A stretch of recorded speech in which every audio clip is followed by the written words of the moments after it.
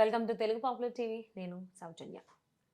So middle ఈస్ట్‌లో ఎప్పటికప్పుడు ఏవో ఒక అప్డేట్ జరుగుతూనే ఉన్నాయి. సో అటాక్స్ ఒకరి మీద ఒకరు అటాక్స్ చేసుకోవడం అండ్ రీసెంట్‌గా యూఎస్‌కి సంబంధించిన సోల్జర్ ఒకరు అక్కడ ఇరాన్ టెరిటరీలోకి వెళ్ళిపోయారు. వాడిని మళ్ళీ వెనక్కి తీసుకొచ్చేసారు. రెస్క్యూ చేసి అనేటువంటి వార్త ఇప్పుడు బాగా అది యూఎస్‌కి ఎలా పాసిబుల్ అయింది? అసలు ఎలాంటి కేర్ తీసుకుంది? అసలు ఏ ప్లాన్‌తో అలా చేయడం జరిగింది? మరి ఈ అంశానికి సంబంధించి వారి అభిప్రాయాన్ని, వారి విశ్లేషణని మనతో పంచుకోవడానికి ఈరోజు మనతో పాటు ఉన్నారు జియో పొలిటికల్ అనలిస్ట్ పవన్‌శ్రీ హర్ష గారు ఉన్నారు. వారితో మాట్లాడదాం. నమస్తే అండి. నమస్తే అండి. అసలు అమెరికాకి సంబంధించిన ఫైటర్ జెట్ పైన అసలు అటాక్ జరగడమే ఒక షాకింగ్ న్యూస్.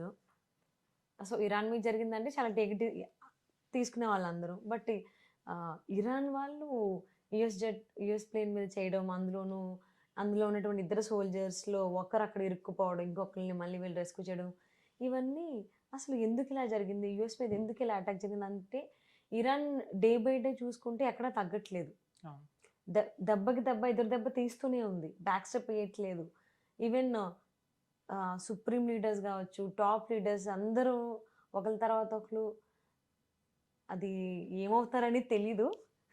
ఉన్నారా? చనిపోయారా? అనేది. సో, లేకపోయినా గానీ they are leading that defence or else army. ఎలా పాసిబుల్ అవుతుంది?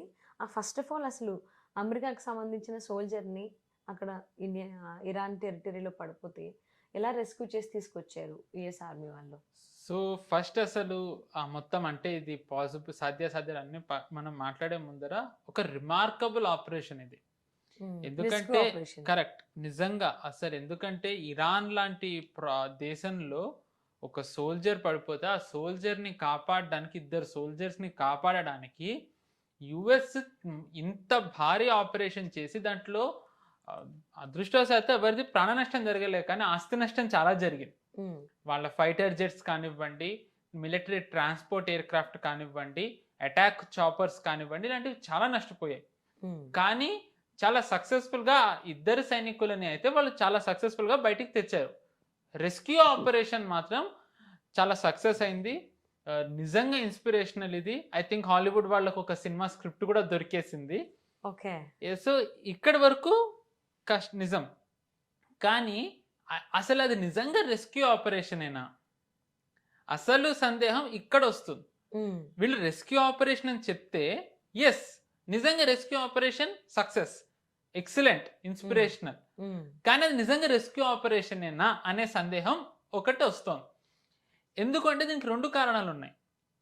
ఒకటి, యుఎస్ చెప్తున్న వాటిల నుంచే కొన్ని ఏమంటారంటే ఎక్కడో కొన్ని లింకులు మిస్ అవుతూ ఉన్నాయి.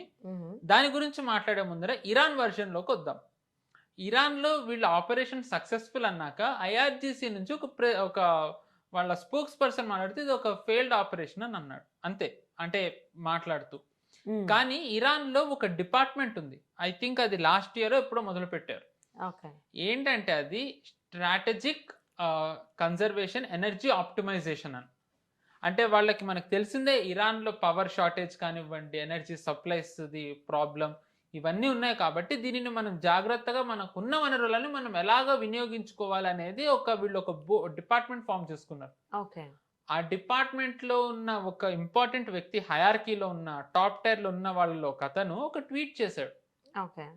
నిన్న ఇస్ఫహాన్లో అద్భుతం జరిగింది, అంటే లైట్స్ చాలా గ్లో వచ్చింది స్కైలో. ఇది రెస్క్యూ ఆపరేషన్ కాదు. ఈ ఆపరేషన్ ఏదైతే ఉందో దీనికి సంబంధించిన వివరాలు మేము తర్వాత చెప్తాము అని చెప్పి అన్నాడు. అతని ట్వీట్ సారాంశం ఇది. అంటే అమెరికా ఏదైతే రెస్క్యూ ఆపరేషన్ అంటుందో ఇది ఆ రెస్క్యూ ఆపరేషన్ కాదు అని చెప్పి ఇరాన్ అంటోంది. సో మరి అది ఏమై ఉండొచ్చు, ఎందుకు ఏమై ఉండొచ్చు అనే కంటే ముందు మీకు అమెరికన్ వర్జన్ ఇందాక చెప్తానన్నది చెప్తా. అమెరికా చెప్తున్న ఏదైతే నెరేటివ్ ఉందో ఆ కథలో కొన్ని లాజిక్లు మిస్ అవుతున్నాయి. ఓకే. ఏంటి అంటే అమెరికా అనేటిది ఏంటి అంటే ఆ సోల్జర్ ఎవరైతే వీళ్ళు ఉన్నారో ఇతను ఇజెక్ట్ అయ్యాడు. ఇజెక్ట్ అయ్యి ఇజెక్ట్ అయ్యే ప్రాసెస్ లో ఇతనికి యాంకిల్ కి దెబ్బ తగిలింది, కానీ తను కొండ మీదకి వెళ్ళాడని అంటారు. యాంకిల్ కి దెబ్బ తగిలితే మెట్లే ఎక్కలేరు, అతను కొండలే ఎక్కాడు. అది కూడా ఆల్మోస్ట్ అది 2 కిలోమీటర్స్ ఎంత నడిచాడని అంటున్నారు. యాంకిల్ కి దెబ్బ తగిలి ఎంత ట్రైనింగ్ తీసుకున్నా ఒక ఎనిమీ టెరిటరీలో ఎవ్వరికీ కనబడకుండా అతను కొండ మీద వరకు వెళ్ళగలడా? అసలు అది సాధ్యమేనా? హ్మ్. సో, మరి అది నిజమేంటో ఇంకా మనకు తెలీదు. బట్ ఇదొక ఫ్లా ఉంది. ఇంకొకటేంటంటే వీళ్ళు మాట్లాడుతున్న విషయం ఏంటి అంటే ఇంకొకటి ఇస్ఫహాన్ ప్రాంతంలో ఆపరేషన్‌లో లేని ఎయిర్ బేస్ ఉంది. అక్కడికి మేము మా ఫైటర్ జెట్స్‌ని వీటన్నిటిని మేము దింపామని అంటున్నారు. ఇస్ఫహాన్ అనేది ఇరాన్‌కి స్ట్రాటజికల్లీ చాలా ముఖ్యమైన ప్రదేశం. హ్మ్. ఎందుకంటే వాళ్ళ న్యూక్లియర్ ఎన్రిచ్ చేసిన యురేనియం ఏదైతే ఉందో అది ఉన్న ప్రాంతం ఇస్ఫహాన్. ఓకే. సో, బేసికల్లీ ఈ రోజు ఒకటొస్తుంది అని చెప్పి ఇరాన్ సుమారు 47 ఏళ్ల నుంచి దీని గురించి వ్యూహాలు పన్నుతూ వస్తోంది. హ్మ్. ఎందుకంటే basically Islamic republic of Iran అనే దేశం ఏర్పడినప్పటి నుంచే యూఎస్‌కి వీళ్ళకి కూడా ఒక శత్రుత్వం ఉంటూ వచ్చింది. మధ్యలో అంశాల వారీగా ఒకళ్ళకొకళ్ళు సహకరించుకున్నా హ్మ్. ఓవరాల్‌గా చెప్పాలి అంటే వీళ్ళ మీద ఇద్దరికీ శత్రు దేశాలే. హ్మ్. సో, ఇరాన్‌కేంటంటే ఫిక్స్ అయ్యుంది మెంటల్లీ. ఇలాంటి రోజు ఒకటొస్తుంది. వచ్చినప్పుడు మనం ఎదుర్కోవాలి. దానికి తగ్గట్టు వ్యూహాలు పన్నాలి అని. వ్యూహాలు పన్నాలి అన్నప్పుడు ఇస్ఫహాన్ అనేది వాళ్ళకి చాలా ఇంపార్టెంట్ ప్లేస్. అక్కడ ఒక ఎయిర్ బేస్ పని చెయ్యట్లేదు అన్నప్పుడు, ఆ ఎయిర్ బేస్‌ని వీళ్ళు వాడతారు అని వాడితే ఇస్ఫహాన్‌లో ఉన్న యురేనియం ఎన్రిచ్‌మెంట్ తీసుకెళ్ళే అవకాశం ఉంది కాబట్టి మనం దాన్ని సెక్యూర్ చేయాలి అని ఇరాన్ అనుకోదా? ఎయిర్ అనుకున్నాను. బేస్ ఉన్నప్పుడు అక్కడ వీళ్ళు ల్యాండ్ అవుతారు అన్న మినిమమ్ ఆలోచన లేని వాళ్ళ కింద ఇరాన్ కనిపిస్తోందా యూఎస్‌కి? సో, ఇక్కడ కూడా ఏదో ఒక చిన్న లాజిక్ మిస్ అవుతోంది యూఎస్ చెప్తున్న వెర్షన్‌లో. అండ్ యూఎస్ వెర్షన్‌ని యూఎస్ఏ కౌంటర్ చేస్తోంది. హ్మ్. వీళ్ళు ఏవైతే ఎయిర్ క్రాఫ్ట్స్ దించామో అన్నారు. అంటే ట్రాన్స్‌పోర్ట్ ఎయిర్ క్రాఫ్ట్స్ సోల్జర్స్‌ని తీసుకెళ్ళేది. వాళ్ళేమన్నారంటే మేము 2 ఎయిర్ క్రాఫ్ట్‌లను పేల్చేసాం అన్నారు. హ్మ్. ఎందుకు? అది మట్టిలో ఇరుక్కుంది. శత్రు దేశాలకి యూఎస్‌వి ఏవి దొరకకూడదని మేమే వాటిని పేల్చామని అన్నారు. ఓకే. ఈరోజు అదే యూఎస్ ఏం చెప్తోంది అంటే military mall function engineering mall function వల్ల యూఎస్ మిలిటరీ వాళ్ళు దాన్ని పేల్చేశారని అంటున్నారు. ఓహ్! ఓకే. మట్టిలో ఇరుక్కున్నందువల్ల పేల్చారా? మిలిటరీ మాల్ ఫంక్షన్ వల్ల పేల్చారా? ఏది నిజం? హ్మ్. ఇంకొక ఫ్లా ఏముంది అంటే ప్రాణ నష్టం జరగాలని నేను కోరుకోవట్లే. కానీ ఇక్కడ చూసుకున్నట్టయితే ఎంత ఉన్నన్నా కాదన్నా ఇరానియన్ టెరిటరీలోకెళ్ళినప్పుడు మీరు కాపాడడానికి ఒక్క సోల్జర్‌కి కూడా దెబ్బ తగలకుండా వచ్చారు అంటే ఇదేమన్నా సినిమానా? సినిమా స్టోరీ లాగా ఒక్క సోల్జర్‌కి కూడా దెబ్బ తగలలే. ఒక్క ప్రాణ నష్టం కూడా జరగకుండా పైపెచ్చి ఇరానియన్స్‌కి నష్టం జరిగిందని అంటుంది యూఎస్. అది అసలు సాధ్యం ఎలా అవుతుంది? హ్మ్. సో, సమ్‌హౌ వీళ్ళు ఇక్కడ కూడా ఒక లాజిక్ మిస్ అవుతున్నారు. అండ్ మరో ఇంపార్టెంట్ లాజిక్ వీళ్ళు మిస్ అవుతుంది ఏంటి అంటే, వీళ్ళు చెప్తున్న దాంట్లో, మీరు గనక నిజంగా సోల్జర్స్‌ని కాపాడాలనుకుంటే ఇంతమందినా? మీరు ఫైటర్ జెట్‌లని తెచ్చారు. ఆల్మోస్ట్ ఈ యుద్ధం మొదలైనప్పటి నుంచి మనం చూసుకున్నట్టయితే యూఎస్ ఎయిర్ బేస్ అంటే ఈ గల్ఫ్ దేశాల్లో ఏవైతే యూఎస్ బేసెస్ ఉన్నాయో, హ్మ్. వాటికి జరిగిన నష్టం అంతా ఒక ఎత్తైతే, ఈ ఒక్క దాడిలో జరిగిన నష్టం ఒక ఎత్తు యూఎస్‌కి. హుహు. మీరు జస్ట్ ఇమాజిన్ చేయండి ఫైటర్ జెట్స్ పోయాయి. అవును. సోల్జర్స్‌ని తీసుకెళ్ళే మిలిటరీ ట్రాన్స్‌పోర్ట్ పోయాయి. ఆహ్, దాని తర్వాత అటాక్ చాపర్స్ పోయాయి. హ్మ్. ఇన్ని పో కేవలం ఇద్దరు సోల్జర్స్‌ని కాపాడడానికి యూఎస్ నిజంగా ఇంత చేసిందంటే, అంటే సోల్జర్స్ ప్రాణాలకి యూఎస్ ఎంత విలువ ఇస్తోంది అనేది మనకి నిజంగా అందరూ చూసి నేర్చుకోవాలి. కానీ నిజంగా దానికోసమే వీళ్ళొచ్చారా? హ్మ్. నిజంగా దానికోసం ఎందుకంటే అంతమంది 2 ట్రాన్స్‌పోర్ట్ చాపర్స్ అయినా పర్లేదు. వీళ్ళు ఏరోప్లేన్స్‌లో దింపారు సోల్జర్స్‌ని. హ్మ్. అండ్ ఇస్ఫహాన్‌లో దింపారు.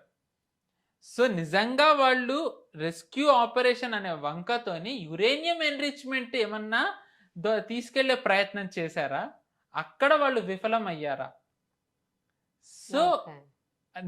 కథ ఏంటి? నిజంగా తెలియాల్సింది ఏంటి అంటే, రెస్క్యూ ఆపరేషన్ సక్సెస్ నిజమే. కానీ అది నిజంగా రెస్క్యూ ఆపరేషనేనా? హ్మ్. ఇదొకటి మనకి నాకు తెలిసి ఇరాన్ వాళ్ళు మాట్లాడేటప్పుడు, లేకపోతే ట్రంప్‌ది ప్రెస్ మీట్ రాబోతోంది. దాంట్లో మనకు తెలుస్తుంది. హ్మ్.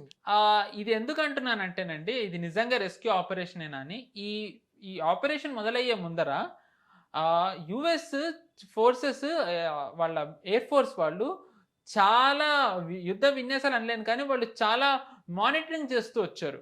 ఇరాన్ ప్రావిన్సుల్ని. ఓకే. దాంట్లో ఒక ప్రావిన్స్ ఏంటంటే ఇస్ఫహానే, ఇంకొకటి ఖుజస్తాన్, ఇంకొకటి కోహ్లీగుయే బోయర్ అహ్మద్ ప్రావిన్స్ అని. బేసికల్లీ మనం స్ట్రేట్ ఆఫ్ హార్మూజ్ అనే మాట వింటూ వస్తున్నాం. కానీ స్ట్రేట్ ఆఫ్ హార్మూజ్ కంటే ముందర వచ్చేది ఏంటంటే Persian Gulf. Okay. Persian Gulf వస్తుంది.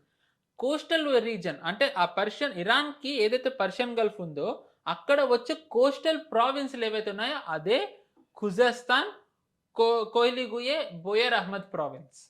అండ్ ఖుజస్తాన్ కి అంటే కొంచెం నార్త్ వెస్ట్ సౌత్ వెస్ట్ లో వస్తుంది ఇస్ఫహాన్, అంటే బ్యాక్ సైడ్. ఇప్పుడు మనకి చెప్పాలంటే మన జియోగ్రఫికల్లీ మనది చెప్తే ఆంధ్రప్రదేశ్కి లోపలికి వెళ్తే మనకు వచ్చేది తెలంగాణ ఎలాగో, ఖుజస్తాన్ లోపలికి వెళ్తే వచ్చేది ప్రావిన్స్ ఇస్ఫహాన్. ఓకే. అండ్ ఈ ఖుజస్తాన్ బార్డర్ ఏంటి అంటే ఇరాక్ చాలా సన్నటి బార్డర్ ఉంటుంది, అంటే చాలా నారో థిన్ బార్డర్. అది దాటంగానే మనకి కువైట్ వచ్చేస్తుంది. ఓకే. మనం గనక చూసుకున్నట్టయితే ఈ ఫైటర్ జెట్ కూలిందనే వార్త వచ్చిన తర్వాత యుఎస్ చాలా ఫైటర్ జెట్స్ ని, చాలా ఏవాక్స్ ని, చాలా రికానిసెన్స్ ఎయిర్ క్రాఫ్ట్ ని, చాలా ఫైటర్ హెలికాప్టర్స్ ని పంపింది ఇవన్నీ చూడడానికి, అంటే అది ఎక్కడ క్రాష్ అయింది, వాళ్ళు ఉన్నారా లేదా అని. ఈ ప్రాసెస్ లో ఇరాన్ మళ్ళీ వాటి జెట్స్ మీదకి వాటి మీదకి దాడి జరిగితే వాళ్ళు కువైట్ లో ల్యాండ్ అవ్వగలిగారు. ఖుజస్తాన్ లో కొడితే కువైట్ లో ల్యాండ్ అయిపోగలిగారు. అప్పటి వరకు వాళ్ళు గాల్లో ఉంచి వాళ్ళు బార్డర్ దాటగలిగారు. అంటే ఖుజస్తాన్ కి కువైట్ కి ఎంత తక్కువ డిస్టెన్స్ ఉందో మనం దీన్ని బట్టి అర్థం చేసుకోవచ్చు. సో బేసికలీ ఇది జరిగే ముందర డియాగో గార్సియో మారిషస్ లో ఏదైతే బేస్ ఉందో యూకేది యుఎస్ వాడుతోంది, అక్కడ యుఎస్ స్పెషల్ ఫోర్సెస్ వాళ్ళు under water operation ground troops ఏదైతే ఒక ఆపరేషన్ మాక్ డ్రిల్ ఉంటుందో వీళ్ళకి చేశారు. ఓకే. సో ఒక ఛాన్స్ ఏముంది అంటే వయా ఖుజస్తాన్ వీళ్ళు ఇస్ఫహాన్ లోకి వెళ్ళి యురేనియం ని వీళ్ళు దొంగలిద్దామని అనుకున్నారా? ఓకే. అందుకోసమనే ఇరాన్ వాళ్ళకి యుఎస్ ప్లేన్ అటాక్ చేయడానికి ఛాన్స్ ఇచ్చారని అనుకోలేమండి. ఆ ప్రాసెస్ లో వీళ్ళు మానిటర్ చేసే ప్రాసెస్ లోనే ఇరాన్ కొట్టుండొచ్చు. ఓకే. ఆ మానిటర్ చేసే ప్రాసెస్ లోనే ఇరాన్ కొట్టుండొచ్చు. అంటే తప్పించుకోవచ్చు, కానీ తప్పించుకోకుండా దొరికారు అంటే దీని వెనకాల ఒక ప్లాన్ ఉందని. తప్పించుకోకుండా అంటే ఆబ్వియస్లీ ఏ సోల్జర్ కూడా అంత ఎందుకంటే ఇరాన్ కి గనక దొరికితే ఏమవుతుందో వీళ్ళకి గతంలోనే తెలుసు. ఎందుకంటే 1979 లో ఇరానియన్ యుఎస్ డిప్లొమాట్స్ ఇరాన్ పట్టుకున్నప్పుడు వాళ్ళు చాలా మంది నడి రోడ్డు మీద ఉరితీశారు. మనకి జేసీబీలు ఏవైతే ఉంటాయో ఆ జేసీబీలకి ఆల్మోస్ట్ ఇలా వేలాడదీశారు, చాలా మంది తలలు నరికేసి.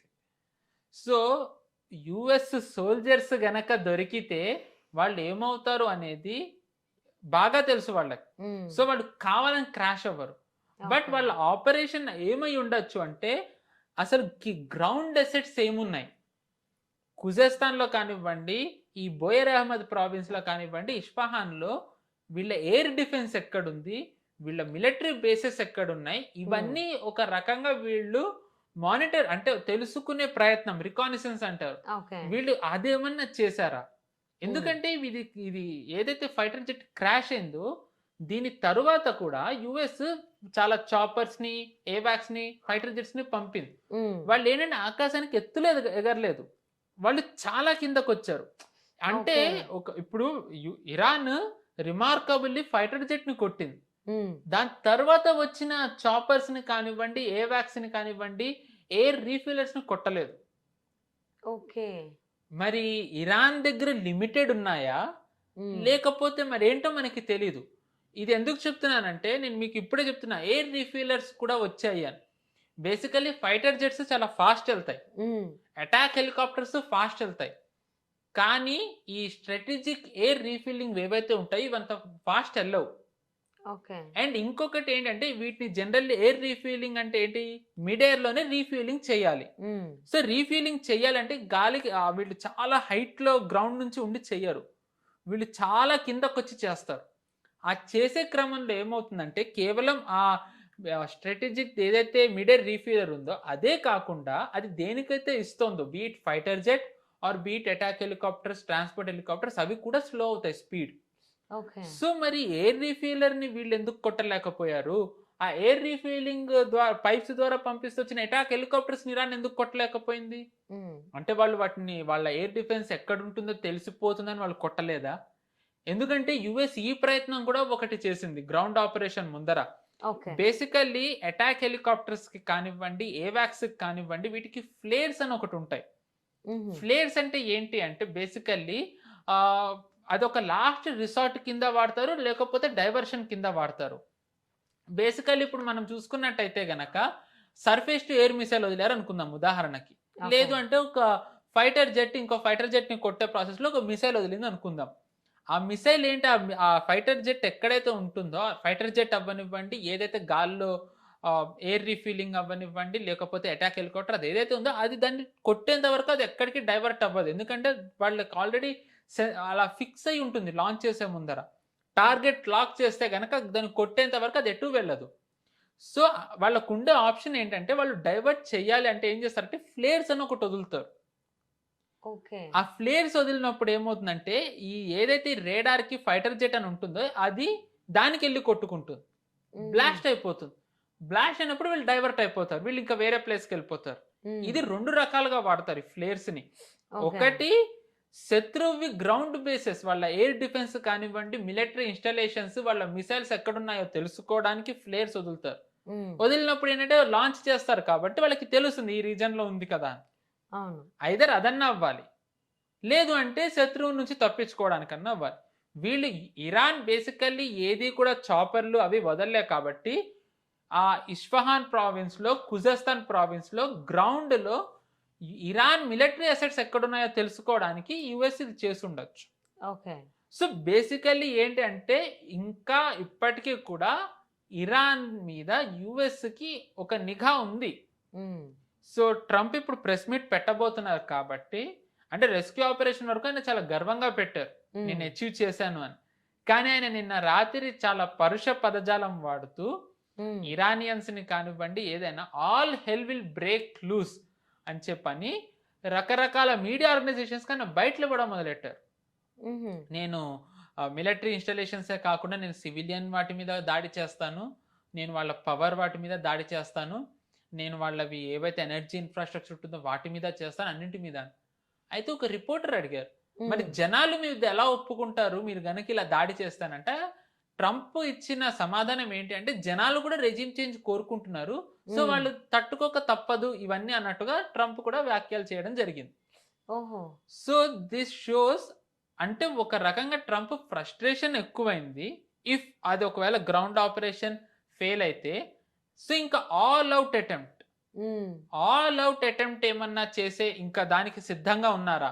ఎందుకంటే నేను చెప్తూ వస్తున్నాను మీతోని ఆల్‌మోస్ట్ లాస్ట్ 3, 4 డిస్కషన్స్‌లో హ్మ్. ఏప్రిల్, మే, ఏప్రిల్, మే అని. అవును. సో, ఆల్రెడీ ఏప్రిల్‌లో చిన్న టీజర్ మనకొచ్చింది.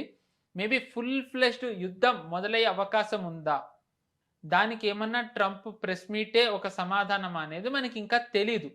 మనం వేచి చూడాలి. బట్ అవును. ఒకవేళ గనక అదే జరిగినట్టయితే గనక ఐ థింక్ వెస్ట్ ఏషియా మొత్తం ఇంక్లూడింగ్ గల్ఫ్ స్టేట్స్ కానివ్వండి, ఐ మీన్ గల్ఫ్ దేశాలు కానివ్వండి, లేకపోతే ఇజ్రాయెల్ కానివ్వండి, యూఏఈ కానివ్వండి, they are all under very severe threat అసలు.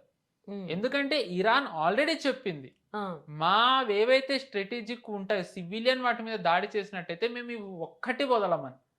అవును. అండ్ ఇజ్రాయెల్ ఆల్రెడీ చేసాం పెట్రోకెమికల్ వాటి మీద. ఇరాన్ కువైట్ మీద రిటాలియేట్ చేస్తుంది. ఇజ్రాయెల్ మీద రిటాలియేట్ చేస్తుంది. అవును. Just imagine Trump full fledged war మొదలెట్టాను అని అన్న తర్వాత ఏదన్నా వీటికి ఒక్కదానికి ఒక్క ఇరాన్‌లో వీట్లల్లో ఎనర్జీది కానివ్వండి, సివిలియన్ బ్రిడ్జ్ కానివ్వండి, వీటిలలో ఒక్క దాని మీద దాడి జరిగినా ఇరాన్ గల్ఫ్ దేశాల మీద ఏం చేయగలుగుతుందో కూడా ఐ థింక్ మన ఊహకు కూడా రాదు. అవును. సో, ఇరాన్ ఆల్రెడీ వార్నింగ్ గూడా ఇచ్చింది. మేము గల్ఫ్ కంట్రీస్ మీద ఖచ్చితంగా మాకెక్కడైతే ఇబ్బంది కలిగిస్తారో మేము అక్కడ ఉన్నటువంటి బ్రిడ్జెస్ మీద, సో, ఆ సప్లై చైన్ ఎఫెక్ట్ అయ్యేలాగా మేము అటాక్ చేస్తాం. అంటే ఒకళ్ళకొకళ్ళు అటాక్స్ చేసుకుంటూనే మాటలతో కూడా వీళ్ళు అటాక్స్ చేసుకుంటున్నారు. సో, వాళ్ళది ఒక పక్కనైతే వాళ్ళలా చేసుకోవడం వల్ల, అటాక్స్ చేసుకోవడం వల్ల సరౌండింగ్ ఉన్నటువంటి కంట్రీస్ మీద చాలా నెగెటివ్ ఎఫెక్ట్, ఈ సప్లై చైన్ డిస్టర్బ్ అయిపోవడం ఇలా చాలా అవుతున్నాయి. సో, అలాగే ఇప్పుడు స్ట్రెయిట్ ఆఫ్ హార్మోన్స్ కూడా ప్లేస్ ద మెయిన్ రోల్. దాని గురించి కూడా ఫైట్ జరుగుతోంది గాబట్టి. సో, మనకి అది కాకుండా ఇంకేదైనా ఆల్టర్‌నేటివ్ రూట్ ఏదైనా ఆలోచించే ఛాన్స్ ఉందా? ఆరెల్స్ లేదు అంటే ఖచ్చితంగా ఈ స్ట్రెయిట్ ఆఫ్ హార్మోస్ గురించే ఫైట్ జరుగుతదా? అంటే భారత్ గనక మనం మాట్లాడుకున్నట్టయితే అవును.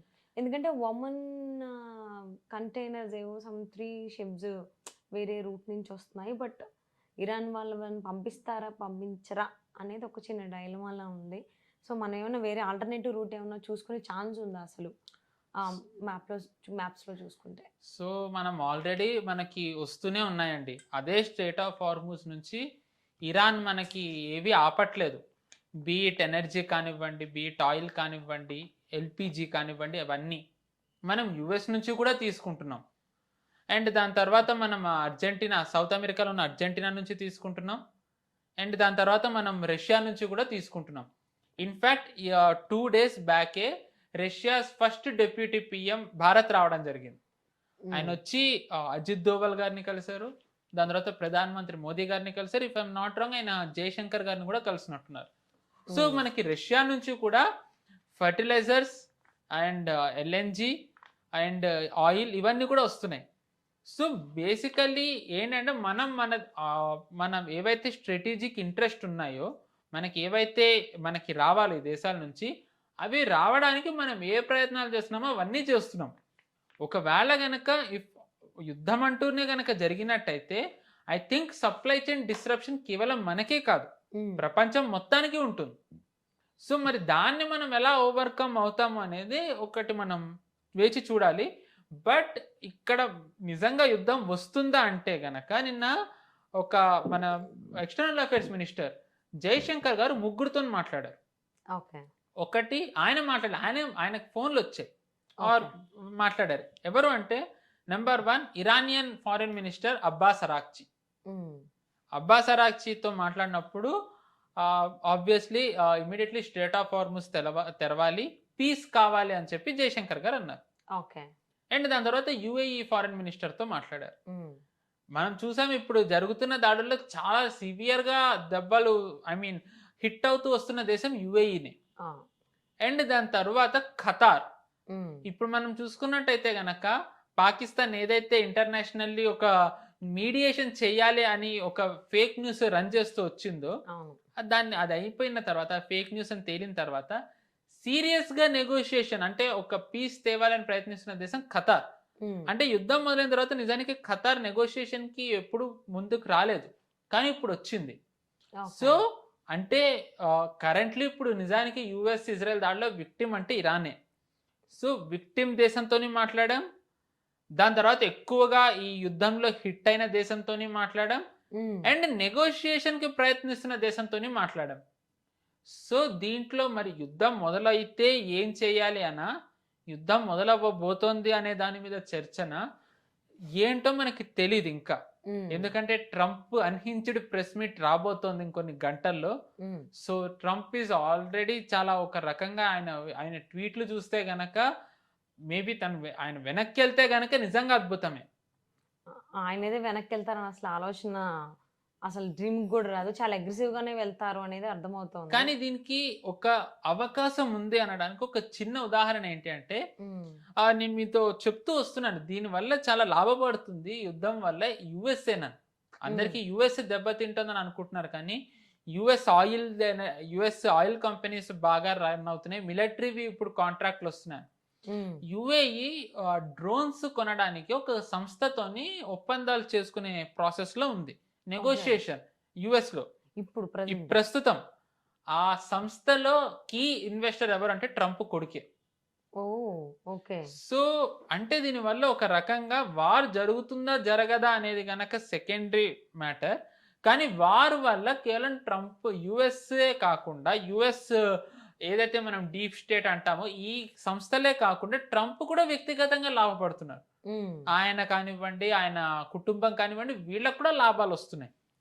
సో అండ్ ఇప్పుడు ట్రంప్ కూడా ఒకవేళ ఇమాజిన్ ఇరానియన్ ఆయిల్ కనుక వచ్చినట్టయితే యుఎస్ది చెప్పాలంటే దాని మనకి కొలోనియల్ 1947 ముందర బ్రిటన్ ఫ్రాన్స్ కూడా ఎందుకు పనికిరావు. ట్రంప్ యుఎస్ది ఇంకా పవర్ అలా ఉంటుంది. బట్ ఒక రకంగా చెప్పాలంటే కరెంట్లీ ఇది నిజంగానే ఇది ఒక లాస్. ఇప్పుడు జరిగినది ఏదైతే ఉందో సెట్ బ్యాక్ అనను, కానీ ఇది ఒక లాసే. ఎందుకంటే ఇన్ని ఒక్కసారి పోవడం, ఒక్క ఇద్దరు సోల్జర్స్ ని కాపాడడానికి యుఎస్ ఇన్ని ఫైటర్ జెట్స్ కొన్ని బిలియన్స్ వర్త్ ఆఫ్ ఎక్విప్మెంట్ పోగొట్టుకుంటుందా అంటే బేసికల్ ఆఫ్ఘనిస్తాన్ వార్ అయినప్పుడు యుఎస్ అందరిని వదిలేసి వచ్చింది యుఎస్. అండ్ మనం చాలా చోట్ల అండ్ ఎస్పెషల్లీ ఇదే ఇరాన్లో జిమ్మీ కార్టర్ ఎలా విఫలమయ్యాడో కూడా చూసాం మనం 1979 డిప్లొమాట్స్ని తీసుకురావడంలో. సో అండ్ ఇటీవల కూడా మనం చూస్తూ వస్తున్నాం చాలా చోట్ల యుఎస్ వాళ్ళని వదిలేస్తూ వస్తుంది. బట్ ఇక్కడ ఆబ్వియస్లీ సివిలియన్స్ వేరు, సోల్జర్స్ వేరు. I agree. ఎంత సోల్జర్స్ వేరైనా సోల్జర్స్ కోసం ఇంత ఎక్విప్మెంట్ యుఎస్ బ్లాస్ట్ చేయడం ఇవి చేస్తుందా అంటే చాలా సందేహాలు ఉన్నాయి దీంట్లో. సంథింగ్ మనకి చెప్పంది ఏదో జరిగింది అక్కడ, ఆర్ ఇంకా దానికంటే సివియర్ది జరగబోతోంది. మనం ఇప్పుడు చూస్తున్నాం ఇజ్రాయలీ ఫండెడ్ కొన్ని ఏవైతే ఉన్నాయి. ఇజ్రాయెల్కి ఒక యూనిట్ 8200 అని ఉంది. వాళ్ళకి ఏంటంటే అది ఈక్వలెంట్ వాళ్ళది నేషనల్ సెక్యూరిటీలో ఇంపార్టెంట్ పార్ట్ అది. వాళ్ళలో పనిచేసి రిటైర్ అయిపోయి జర్నలిస్ట్ గా ఉన్న అతను ఒక ట్వీట్ ఏం చేశాడు అంటే యుఎస్ దాని తర్వాత ఇరాన్ తోని కొన్ని దేశాలు మిడిల్ ఈస్ట్ లో ఉన్నవి నెగోషియేషన్స్ చేస్తున్నాయని. మరి నిజంగా చర్చలు చేస్తున్నాయా లేకపోతే చర్చల పేరుతోని డైవర్ట్ చేసి మళ్ళీ దాడి చేస్తాయా? ఎందుకంటే ఇరాన్ తరచూ అంటోంది చర్చలు అంటారు, చర్చలను పిలుస్తారు, మాట్లాడుతున్నప్పుడే దాడి చేస్తారని. సో నిజంగా మరి ఇప్పుడు అలా నిజంగా చర్చలు పిలిచి సీజ్ ఫైర్ అంటారా? సీజ్ ఫైర్ అంటే కనుక ప్రస్తుతం ఉన్న దాంట్లో ఇరాన్కి విజయం వచ్చినట్టు. ఎందుకంటే మీరు ఇరానియన్ ఆయిల్ రాలేదు, స్ట్రేట్ ఆఫ్ హార్మూజ్ వాళ్ళ టర్మ్స్ అండ్ కండిషన్స్ మీద ఓపెన్ అవుతాయి, మీ బేసెస్ అన్ని కూడా నష్టపోయాయి. సో మరి ట్రంప్ దీనికి ఒప్పుకుంటారా? మనం వేచి చూడాలి. సో ఐ థింక్ ఈ రోజు ప్రెస్ మీట్ తర్వాత ట్రంప్ ఏం చేయబోతున్నారు అనేది మనకు తెలుస్తుంది. ఎంత అగ్రెసివ్గా వెళ్తారు లేకపోతే మోడరేట్గానే వెళ్తారు ఎప్పుడు దాకా ఉన్నట్టు అనేది పిలిచి. అండ్ మోర్ ఓవర్ మన ఇండియా గురించి మాట్లాడుకుంటే ఈ మధ్య మన డిఫెన్స్ నుంచి వచ్చేటువంటి ఆ లీడర్స్ మినిస్టర్స్ నుంచి వచ్చే మాటలు చాలా ఏదో జరగబోతుంది, పెద్దదేదో సంథింగ్ ఒక పెద్దది మిలిటరీ ఆపరేషన్ ఏదో జరగబోతుంది అనేది ఏమన్నా హింట్ ఇస్తున్నారేమో.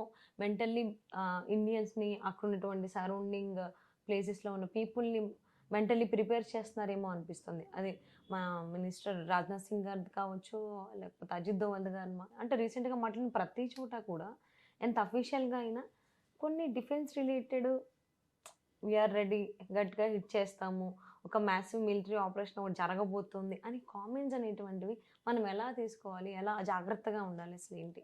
ఎందుకంటే మనం కోరుకోమండి యుద్ధం. నేను మీతో గతంలో కూడా మోదీ గారు యుద్ధం చెయ్యరు, కానీ యుద్ధం చేసే స్మార్ట్గా పనిచేస్తారు అంతే.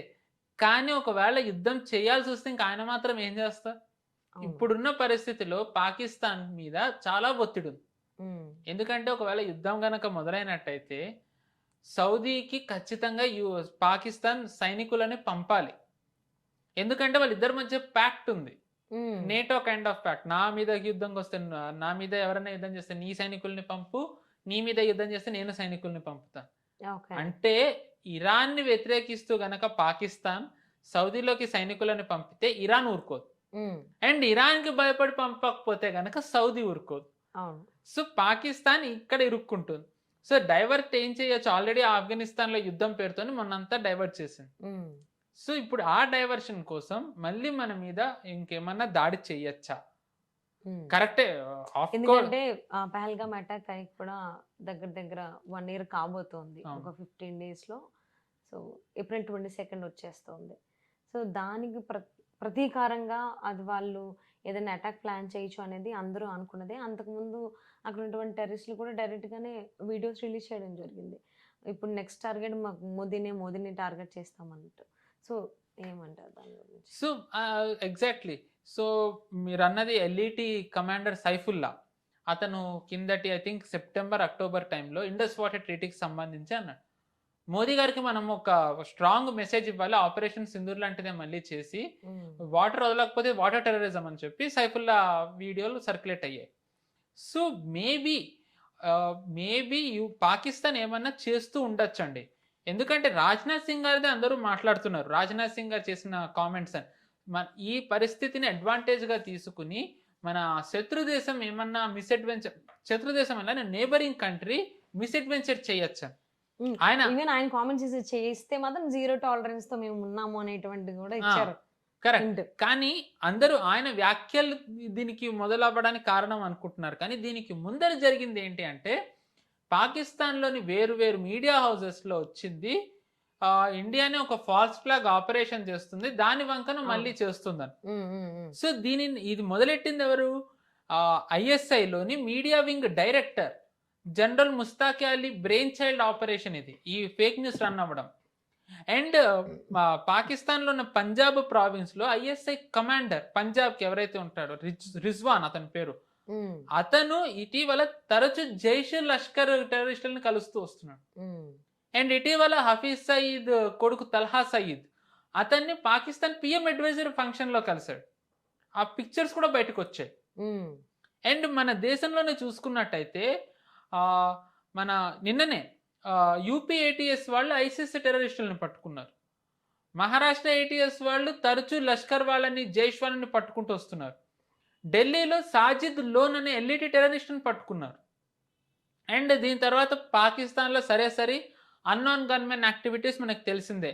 లష్కరే తోయిబాకు సంబంధించిన సలాఫీ పోవడం కానివ్వండి, లేకపోతే లష్కరే తోయిబా యాక్టివిటీస్ ఖైబర్ పఖ్తూన్వాలో ఎక్స్టెండ్ చేయడానికి ఎవరికైతే రెస్పాన్సిబిలిటీ ఇచ్చారో సల్మాన్ అతను పోవడం కానివ్వండి, హఫీజ్ సయీద్ రిలేటివ్ పోవడం కానివ్వండి, ఇటీవల జైష్ మసూద్ అజర్ బ్రదర్ తాహిర్ అన్వర్ కూడా పోయాడు. కాకపోతే అతనిది న్యాచురల్ డెత్ అని అంటున్నారు. బట్ కొన్ని వస్తున్న వార్తలు ఏంటంటే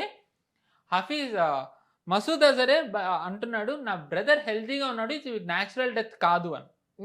సో మరి మనకి తెలీదు ఏం జరుగుతోంది పాకిస్తాన్లో. బట్ భారత్లో చూసుకున్నట్టయితే జైష్ టెర్రరిస్టులు, లష్కర్ టెర్రరిస్టులు మనం తరచూ పట్టుకుంటూ వస్తున్నాం. సో ఇది మనకి కొంచెం ఏంటి అంటే ఆందోళన కలిగించేది కాక అందరూ కొంచెం అప్రమత్తంగా ఉండాల్సిన టైం. ఎందుకంటే ఇప్పుడు ఎల్ఈటి జైష్ రెండు కూడా పీఓజేకేలో యాక్టివ్ ఉన్నాయి. మనం చూసుకున్నట్టయితే గనక ఆర్టికల్ 370 తీయక ముందర సుమారు 1000కి పైగా తీవ్రవాదులు పాకిస్తాన్కి సంబంధించిన వాళ్ళు జమ్మూ కాశ్మీర్లో ఉండేవాళ్ళు. కానీ ఇప్పుడు అది 30-40కి తగ్గింది. 30-40 ఉన్నా చాలా ప్రమాదమే. అఫ్ కోర్స్ మొత్తం ఒకేసారి తీయలేం, ఎందుకంటే మనకి ప్రజాస్వామ్య దేశం, మనకు ఉండే కొన్ని ఏవైనా ఆంక్షలు ఉంటాయో మనం దానికి అనుగుణంగానే మనం పనిచేయాలి. అయితే మనం ఇప్పుడు చూసుకున్నట్టయితే మనం పీఓజేకే గురించి మాట్లాడుకుంటే మీకు సైఫుల్లా ఎవరైతే చెప్పానో అంటే లష్కర్లో చాలా ఇంపార్టెంట్ కమాండర్స్ హయార్కీలో ఒక ఇతను పీఓజేకేలో మీర్పూర్ అనే ఒక ప్రాంతం ఉంది. అక్కడ లష్కర్కి సంబంధించిన బేస్ ఉంది. ఇతను అక్కడి నుంచే టెర్రరిస్టుల్ని పంపిస్తున్నాడు అన్న వార్తలు వస్తున్నాయి. ఎందుకంటే మీర్పూర్ దగ్గర ప్రాంతంలోనే వీళ్ళు బార్డర్ దాటినప్పుడు మన వాళ్ళు చాలా మంది టెర్రరిస్టుల్ని చంపేశారు. And at the same time Hattian Bala అని చెప్పి పీఓజేకేలో ఒక ప్రాంతం ఉంది. ఇది జైష్కి టెర్రర్ బేస్. ఇది ఏంటంటే మనకి ఊరికి 20 to 30 కిలోమీటర్స్ దూరంలో ఉంటుంది. అండ్ లాస్ట్ వీక్ ఆర్ ముందు వీకే ఊరి దగ్గర ఒక జైష్ టెర్రరిస్ట్ మన వాళ్ళు చంపేశారు. మేబీ అతను హట్టియన్ బాలా నుంచి వచ్చి ఉండొచ్చు. అండ్ కేవలం ఇంతే కాకుండా పంజాబ్లో జమ్మూ కాశ్మీర్ పోలీసులు పంజాబ్ పోలీసులతో కలిపి ఒక ఆపరేషన్ చేశారు. Operation in the sense investigation. ఎందుకంటే జమ్మూ కాశ్మీర్ వాళ్ళకి వచ్చిన సమాచారం ప్రకారం లష్కరే తోయిబా పంజాబ్ ప్రాంతంలో కొన్ని యాక్టివిటీస్ చేయాలనుకుంటుందని చెప్పి జమ్మూ కాశ్మీర్ పోలీసులకు వచ్చింది. అండ్ వాళ్ళు దాన్ని బట్టి వాళ్ళు ఇన్వెస్టిగేషన్ చేశారు. దీని తర్వాతే మనం చూసాము పంజాబ్లోని బీజేపీ హెడ్ క్వార్టర్స్ మీద ఒక గ్రెనేడ్ దాడి జరిగింది. ఆ గ్రెనేడ్ దాడి ఎవరు చేశారు అంటే పాకిస్తాన్ స్పాన్సర్ చేసే ఒక ఖలిస్తానీ టెర్రరిస్ట్ చేశాడు. నిన్ననే పంజాబ్ పోలీసులు దీని గురించి మాట్లాడుతూ పాకిస్తాన్ పాత్రే కాకుండా ఐఎస్ఐది వీళ్ళు పోర్చుగల్ జర్మనీ నుంచి కూడా వీళ్ళ హ్యాండ్లర్స్ ఉన్నారని చెప్పి అన్నారు. సో మనం చూసుకున్నట్టయితే జమ్మూ కాశ్మీరే కాకుండా వీళ్ళు పంజాబ్ ప్రాంతాన్ని కూడా టార్గెట్ చేశారు. అండ్ యూపీ ఏటీఎస్ పట్టుకోవడం, మహారాష్ట్ర ఏటీఎస్ పట్టుకోవడం, అంటే దేశంలోని అన్ని వైపుల నుంచి వీళ్ళు చేసే ప్రమాదం ఉంది. అండ్ ఖ్వాజా ఆసిఫ్ ఒక అడుగు ముందరికి వెళ్ళి వాళ్ళ డిఫెన్స్ మినిస్టర్ మేము కలకత్తాలో కూడా దాడి చేస్తామని. కలకత్తా ఎందుకని అర్థం కావట్లేదు. అయితే ఆసిమ్ మునీర్ ఆపరేషన్ సింధూర్ మనం పాజ్ ప్రకటించిన తర్వాత అంటే అఫ్ కోర్స్ వాళ్ళు దాన్ని వాళ్ళ విజయంగా చెప్పుకుంటూ వస్తారు పాకిస్తాన్. అవును. వాళ్ళు 1971 వారే వాళ్ళ విక్టరీ అంటారు. ప్రతిదానికి వాళ్ళు చేయకపోయినా వాళ్ళ క్రెడిట్ వాళ్ళు తీసుకుంటారు. కరెక్ట్. కొంతమంది దేశ ప్రెసిడెంట్లు తీసుకుంటున్నట్టు credits. Correct. So Rajnath Singh గారు కేరళలో జరిగిన ఒక అఫీషియల్ ప్రోగ్రామ్లో కామెంట్స్ కూడా జరిగింది ఆపరేషన్ సింధూర్ గురించి. Operation Sindoor is still alive అనేటువంటి కామెంట్స్ చేయడం. సో దాన్ని బేస్ చేసుకుని కావచ్చు, మోదీ గారి కామెంట్స్ విషయంలో కావచ్చు. ఎందుకంటే రీసెంట్గా మీరు అందరికీ తెలిసిందే, లోక్సభలో ఉన్నప్పుడు అప్పుడు 2019లో ఏదైతే కరోనా అప్పుడు సిచ్యువేషన్స్ ఏవైతే ఉన్నాయో ఆ సిచ్యువేషన్స్ ఫేస్ చేయడానికి రెడీగా మెంటలీ ప్రిపేర్ ఉండాలి అని. సో ఇదంతా కూడా చూసుకుంటే అండ్ ఇప్పుడు పాకిస్తాన్ సిచ్యువేషన్ కూడా చూసుకుంటే అన్ని రకాలుగా చాలా టైట్గా ఉంది. ఫినాన్షియల్లీ సరిగ్గా లేదు, డిఫెన్స్ పరంగా సరిగ్గా లేదు, అటాక్స్ జరుగుతూనే ఉన్నాయి. మూడు వైపుల నుంచి అటాక్స్ జరుగుతున్నాయి, ఒక తాలిబాన్లో ఒక అది ఇది అని. సో ఇప్పుడున్న సిచ్యువేషన్లో పీఓకే మన చేతిలోకి తీసుకోవడం పాసిబిలిటీ ఉందంటారా? మన డిఫెన్స్ సిస్టమ్ అలాగే చేసే ఛాన్సెస్ ఏమైనా ఉన్నాయా? పీఓజేకే తీసుకోవాలంటే మనకి 1 నైట్ అండి, ఫ్రాంక్లీ స్పీకింగ్. పెద్ద మ్యాటర్ కాదు. నిజానికి చెప్పాలి అంటే ఇది ఎమోషనల్ ఆస్పెక్ట్ అందరికీ. పీఓజేకే తీసుకోవాలి, పీఓజేకే. కానీ ఒకటి అంటే మనం చాలా ప్రాగ్మాటిక్గా ఎమోషన్స్ అన్ని పక్కన పెట్టి గనక మనం ఆలోచిస్తే పీఓజేకే తీసుకున్నట్టయితే పాకిస్తాన్లోని ద మోస్ట్ రాడికలైజ్డ్ టెర్రరిస్టులు అందరూ భారత్ భూభాగంలోకి వస్తారు. ఎందుకంటే పాకిస్తాన్లో ద మోస్ట్ రాడికలైజ్డ్ ఉన్నది పంజాబ్ ప్రాంతంలో కాదు, ఖైబర్ పఖ్తూన్వాలో కాదు, బలూచిస్తాన్లో కాదు, పీఓజేకేలోనే ఉన్నారు. సో మనం ఏదైతే మనం రకంగా పోరాడుతున్నామో వాళ్ళందరినీ మనం మన దేశంలోకి ఆహ్వానిస్తున్నాడు. సో భౌగోళికంగా పీఓజేకే మనకి కావాలి, కానీ అక్కడి వ్యక్తుల్ని మనం వద్దనలేం. అంటే ఇప్పుడు మనం నాకు ఈ దేశం కావాలి, నాకు ఈ ప్రాంతం కావాలి, నువ్వు మొత్తం మీరు అందరూ వెళ్ళిపోండి పాకిస్తాన్లో కానీ మనం అనలేం. కానీ స్ట్రాటజికల్లీ చూసుకున్నట్టయితే అది మనకి కావాలి. హిస్టారికల్ పర్స్పెక్టివ్ అందరికీ తెలిసిందే. ఇంగ్లామాత టెంపుల్ ఉందంటారు అక్కడ, ఇంగ్లామాత బలూచిస్తాన్. అక్కడ ఇంకొకటి మనకి ఉందంటారు పీఓజేకేలో ఒక అమ్మవారిది. సో దానికోసం కావాలి అని అంటారు. సో ఫైన్, హిస్టారికల్లీ మనకు కావాలి. కానీ మనం జోగ్రఫికల్లీ చూసుకున్నట్టయితే అంటే డెమోగ్రఫికల్లీ అంత రాడికలిస్ట్ వాళ్ళని మనం తెచ్చుకుంటే మనకి చాలా ప్రమాదం. మనం ఇప్పటికే మనం డెమోగ్రఫీది ప్రధానమంత్రి గారు మాట్లాడుతూ వస్తున్నారు. కానీ అది వచ్చినట్టయితే అగైన్ మళ్ళీ మనకి సెంట్రల్ ఏషియాకి యాక్సెస్ వచ్చే అవకాశం ఉంటుంది. సో మనం తలుచుకుంటే లాస్ట్ టైం తెచ్చుకుని ఉండేవాళ్ళం. ఎందుకంటే మనం పీఓజేకేలోని ఆల్మోస్ట్ అన్ని టెర్రర్ బేస్ని మనం చేసేసాం. మురీద్కే కానివ్వండి, బహావల్పూర్లో కానివ్వండి, అన్ని ఫస్ట్ డే ఆపరేషన్లు జస్ట్ 22 minutesలో. కరెక్ట్. సో మనకు అది ఇంకొక మేబీ ఒక 10 hours 12 hours ఫైట్ చేస్తుంటే మనకు వచ్చి ఉండేది. కానీ మనం తీసుకోలేదు. ట్రంప్ తన క్రెడిట్లో వేసుకుని ఉండొచ్చు, కానీ ఒకటి ఏంటి అంటే వార్ డ్రాగ్ అయ్యే కొద్దీ ఎకానమీకి దెబ్బ తగులుతుంది. అందుకే మోదీ గారు అది వార్ అనలేదు, ఆపరేషన్ అన్నారు. అవును. సో మరి తెలీదు పీఓజేకే మరి అమిత్ షా గారు కానివ్వండి, మోదీ గారు కానివ్వండి, లేకపోతే దోవల్ గారు కానివ్వండి, వీళ్ళు ఏం ఆలోచిస్తున్నారు అనేది మనకి తెలియదు. ఎప్పుడు అంటారు పీఓజేకే మనదే, పీఓజేకే అఫ్ కోర్స్ మనదే, పీఓజేకే మనదే. కానీ మనది అనడానికి మనది మనం తీసుకోవడానికి వెనక ఒక వ్యత్యాసం ఉంటుంది. సో అంటే పీఓజేకే మనదే మనదే అంటూ ఉండడం కారణం ఏంటి అంటే ఇప్పుడు చాలా మందిగా అసలు అది మనకెందుకు, ఇప్పుడు ఆర్టికల్ 370 ఇదే చాలా మంది ఇక్కడ లైట్ తీసుకున్న వాళ్ళు ఉన్నారు. అది అవసరమా అంత చేయడం అని. సో ఇంకా వేరే దేశాన్ని మనం తీసుకోవాలి అంటే కనుక జనాలు మనకెందుకు అదంతా అనుకుంటారు. సో కాదు, వాళ్ళకు ఒక ఎమోషనల్ కనెక్ట్ తేవాలి అంటే అది కావాలి. కాబట్టి బీజేపీ తరచూ అంటోంది. ఇప్పుడు అవ్వకపోవచ్చు, మేబీ ఫ్యూచర్లో చేయాలంటే గ్రౌండ్ బిల్డ్ చేయాలి కదా. సో అందుకని ఫ్యూచరే అక్కర్లే. ఒకవేళ పాకిస్తాన్ మిస్అడ్వెంచర్ చేస్తే ఇప్పుడు కూడా జరగచ్చు, ఇప్పుడు కూడా మనం తీసి పారేయలేం, తలుచుకుంటే చేయొచ్చు. ఎందుకంటే మన వాళ్ళందరూ మిలిటరీ, మనం రెడీగా ఉన్నాం అనే కంటే కూడా పాకిస్తాన్ మనల్ని ఎదుర్కొనే పరిస్థితిలో లేదు ఇప్పుడు. మిలిటరీలు పాకిస్తాన్ ఇప్పుడు చాలా బలహీనమైన స్థితిలో ఉంది. ఎందుకంటే పాకిస్తాన్కి తాలిబాన్ వాళ్ళు మనం ఏం చేస్తున్నాం పక్కన పెట్టేసినట్టయితే, తాలిబాన్ నుంచి తెహ్రీకే తాలిబాన్ పాకిస్తాన్ కానివ్వండి, బలూచ్ లిబరేషన్ ఆర్మీ వాళ్ళు కానివ్వండి, చాలా దెబ్బ కొడుతూ వస్తున్నారు. అవును. సో అండ్ వాళ్ళ ఎయిర్ బేస్లు ఇంకా ఇప్పటికీ వాళ్ళు సెట్ చేసుకోలేకపోయారు. అప్పటి జరిగిన ఫైటర్ జెట్ లాస్ ఇంకా అలానే ఉంది. వాళ్ళకి ఏవాక్స్ ఇంకా రాలేదు. సో వాళ్ళు ఇప్పుడు ఇంత బలహీనమైన స్థితిలో ఉన్నప్పుడు నిజానికి మనం తీసేసుకోవచ్చు. కానీ తీసుకుంటామా అంటే అది మనం వేచి చూడాలి. బట్ అది మనదే, డౌట్ లేదు. కానీ Yes. తీసుకునే టైం ఎప్పుడు అనేది అది ఎవరైతే పాలిస్తున్నారో అది పాలకులకే వదిలేయాలి. ఎందుకంటే వాళ్ళకి తెలుసు. అవును. అది తీసుకుంటే ఏది కరెక్ట్, ఎప్పుడు తీసుకోవాలి అవన్నీ. So let's Obviously, leave time it to will that. Time will decide. So అయోధ్యలో రాముడిది ఆలయం కూడా అలానే టైం వరకు వెయిట్ చేయాల్సింది ఎన్ని సంవత్సరాలైనా. అండ్ మోర్ ఓవర్ ఏ మిస్అడ్వాంటేజ్ ఏం అడ్వెంచరస్ ఏం చేసినా వీఆర్ రెడీ టు అటాక్ అని చెప్పైతే హింట్ అయితే ఉంది. బట్ చూడాలి. కానీ even defence Pakistan defence system ఆర్ఎల్స్ ఆర్మీ వాళ్ళు అటాక్ చేయకపోయినా అక్కడ ఉన్నటువంటి ఆ టెర్రరిస్టులు అయితే అటాక్ చేసేటువంటి ఛాన్సెస్ ఉన్నాయి. అందుకే మీకు చెప్పానండి, మీర్పూర్లో సైఫుల్లా లష్కర్ చేస్తుంది కానివ్వండి, లేకపోతే జైష్ హటియాన్ బాలాలో చేస్తుంది, మన వాళ్ళు ఇక్కడ పట్టుకుంటున్న ISIS, Lashkar, Jaish. So deny చేయడానికి పాకిస్తాన్ చేయలేదు, తీవ్రవాదులు చేశారని. సో ఛాన్సెస్ Even ఉన్నాయి. మనం టెర్రరిస్ట్ క్యాంప్స్ మీద అటాక్ చేసినా మా మీద చేసినట్టు పాకిస్తాన్ ఆర్మీ వచ్చి మళ్ళీ తిరిగి అటాక్ చేసింది.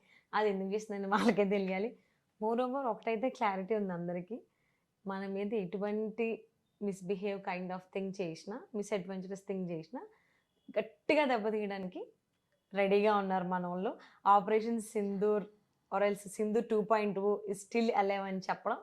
సో జరుగుతున్నటువంటి సర్కమ్స్టెన్సెస్ అర్థమైపోతుంది ఎంత చిన్న ఇదిగా మాట అండి, ఉన్నారని. ఈసారి ఒకవేళ అది మొదలైతే, మ్మ్. అది గనక మొదలైనట్టయితే 99% పాకిస్తాన్ మ్యాప్ మారే అవకాశాలు అయితే ఉన్నాయి. 99% That అవకాశం sounds అయితే good. ఉంది. Sounds good. చూడాలి మరి ఏం జరుగుతుంది అనేది. సో అది జరిగితే చాలా మంది హ్యాపీ ఫీల్ అవుతారు. హ్యాపీ టు సీ ఆ విషయంలో. So thank you so much అండి. థ్యాంక్ యూ అండి. నమస్తే. నమస్తే.